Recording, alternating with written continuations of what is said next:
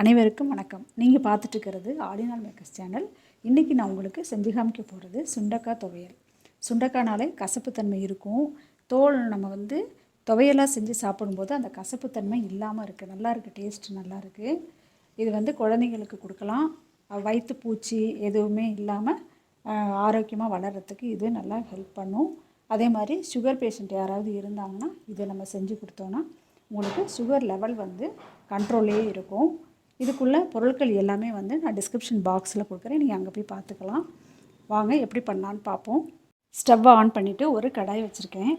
அதில் 1 ஸ்பூன் நெய் விட்டுக்கலாம். இதில் சுண்டைக்காயை போட்டுக்கணும்.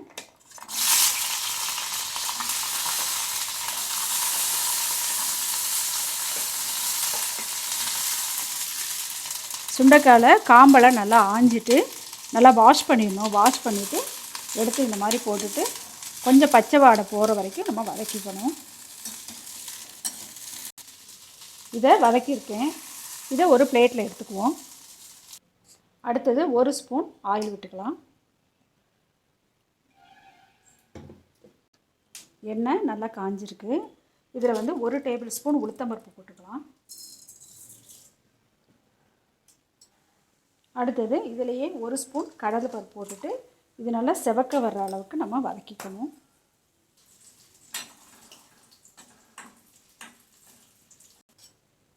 நல்லா செவந்து வந்திருக்கு. இந்த மாதிரி செவந்து வந்துடணும். இதில் 1/2 ஸ்பூன் அளவுக்கு நம்ம பெருங்காயத்தூள் போட்டுக்கலாம். அடுத்தது 1/2 ஸ்பூன் ஜீரகம் போட்டுக்கலாம். ஜீரகம் நல்லா பொரிஞ்சு வந்திருக்கு. அடுத்தது சின்ன வெங்காயம் கட் பண்ணி வச்சுருக்கேன். ஒரு 7-8 சின்ன வெங்காயம் போட்டுக்கலாம்.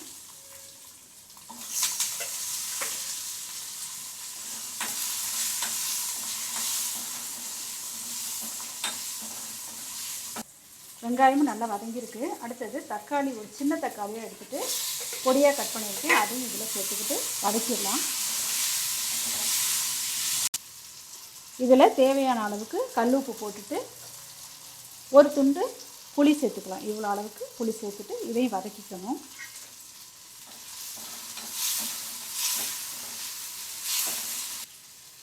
இதில் ஒரு 6 மிளகாய் அளவுக்கு எடுத்திருக்கேன். சின்ன சின்ன மிளகாவாக இருக்குது. உங்கள் காரத்துக்கு தகுந்த மாதிரி நீங்கள் சேர்த்துக்கலாம். சேர்த்துட்டு இதையும் ஒரு வதக்கிட்டு நல்லா ஆற வைக்கணும். ஆற வச்சுட்டு நம்ம மிக்ஸி ஜாரில் எல்லாத்தையுமே சேர்த்துட்டு நைஸாக அரைச்சி எடுத்துக்கலாம்.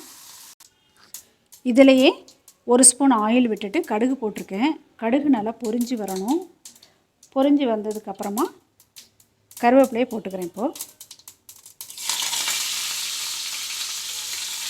கருவேப்பிலையும் நல்லா பொரிஞ்சிருக்கு. இப்போ ஸ்டவ்வை ஆஃப் பண்ணிடலாம். இப்போ மிக்ஸி ஜாரில் ஆறுனதுக்கப்புறமா எல்லாமே போட்டிருக்கேன். இதில் ஒரு 1/2 கிளாஸ் அளவுக்கு தண்ணி ஊற்றிக்கலாம். ஊற்றிட்டு நைஸாக அரைச்சி எடுத்துக்கலாம். நல்லா அரைச்சி எடுத்தாச்சு. தாளித்ததையும் இதில் ஆட் பண்ணிட்டேன். இப்போ அருமையான சுண்டக்காய் துவையல் ரெடியாக இருக்குது. இதே மாதிரியே நீங்களும் ட்ரை பண்ணி பாருங்கள். இது ஒயிட் ரைஸில் நல்லெண்ணெய் விட்டு நம்ம பிசைஞ்சு சாப்பிட்டா ரொம்ப டேஸ்ட்டாக இருக்கும்.